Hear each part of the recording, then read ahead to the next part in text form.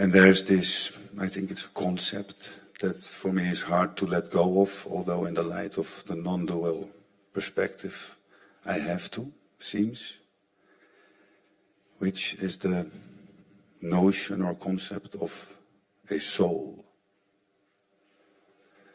Throughout my journey I came across this word soul in different settings, medicine plant settings, where from these experiences I maybe created this reality that there is something traveling throughout lifetimes. But that would mean that there's being and there's a soul. So there's two.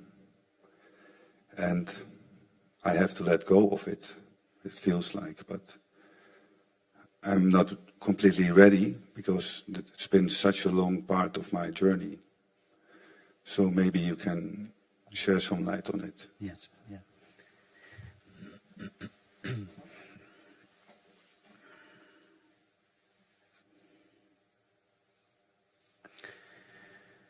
So first of all, that what is meant by the traditional term soul. Soul in our terminology would be the totality of the finite mind. So the soul is still an individual entity. There are different souls, like there are different minds, but the soul would be the totality of each finite mind. I say the totality of each finite mind because in the waking state, each of us is only aware of a very small portion of our mind, just that part of our mind that is accessible to us in the waking state. It's the tip of the iceberg. In the dream state, we become aware of a little bit more of our own finite minds. And the soul would include that aspect of our mind that we are aware of in the waking state, that aspect of our mind that we are aware of in the dream state, and even that aspect of our finite mind that rarely, if ever, makes an appearance in the dream state. So it would be the totality of the individual, the finite mind.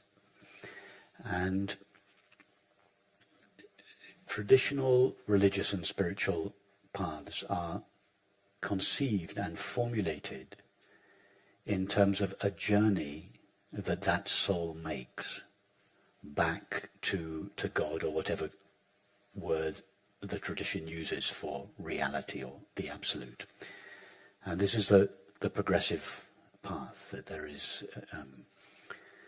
whether it's medicine, Vedanta, Buddhist practices, that they take the soul, the individual, as the starting point, and then that soul progresses gradually, and that progression involves a purification process by which it slowly approaches the ultimate or the absolute infinite being, God's being, and so on.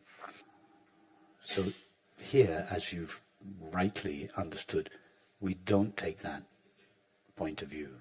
We take the direct path. We go directly to that which we essentially are. We start with that.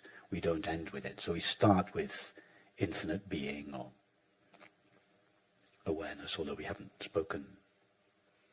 used the term awareness very much this week.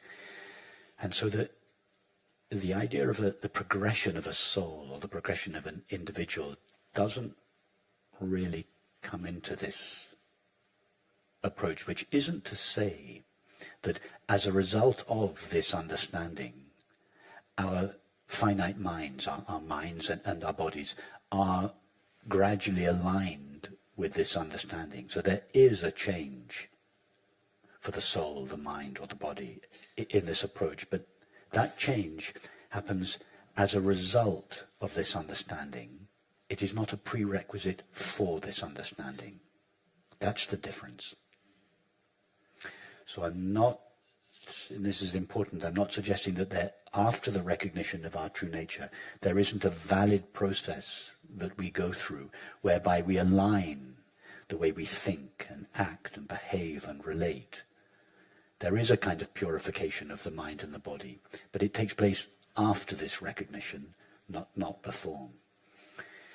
So you, Wouter, like most, if not all of us, first of all, you were brought up, as we all were, with this sense of being an individual on a journey. And then that belief is perpetuated, albeit in a refined way, in our spiritual traditions. We still considered to be a soul or an individual that is progressing towards some future goal, which we conceive as enlightenment or awakening or salvation or whatever. So you have that conditioning, we all have that conditioning, but now you've also met this direct approach, so it's precipitated this conflict in you. You've still got the old conditioning running, and it was a beautiful conditioning. It's initiated your spiritual practice and informed your spiritual practice for the last 20 years or however. It's beautiful. It's brought you to this understanding. But now there's a new understanding which is profoundly questioning that original conditioning and showing, one, its beauty, but also its limitations. So there's a little bit of a crisis that's been precipitated this week for you. So now this question about having to let it go. No, don't try to let go of it. It will let go of you. It will leave you in time. If you've been touched by this understanding, you obviously have. Just keep participating in it. Just keep exploring it in whatever way you feel moved to do. And this understanding will from the inside, it will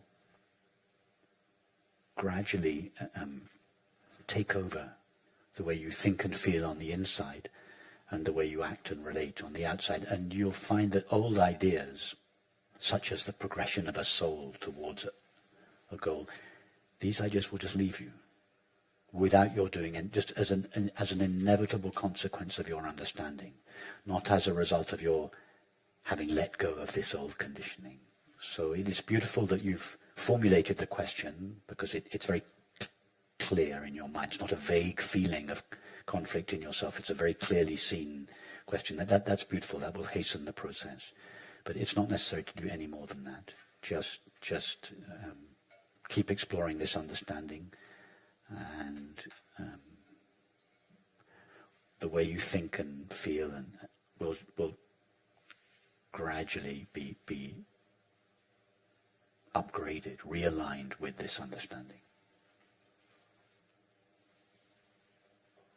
And just one more thing. In the meantime, I know we talked about this earlier, if there are still some old practices that were part of your previous progressive path that you still feel inclined to do, even though they're not quite what we do here, and even though they may be predicated on the belief that you are a separate soul or a separate person, but if you feel motivated to do them, it's fine.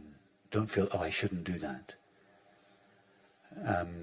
As many of you know, I practiced mantra meditation for 20 years, half an hour every morning and every evening for between the age of 16 and 36. It was as natural to me as my breathing. It was part of the deep conditioning of my mind. I notice sometimes now, when I'm just sitting in silence or I'm lying awake as one does in the early hours of the morning, unable to sleep, I notice the mantra just comes back effortlessly, just because this habit was formed in my mind.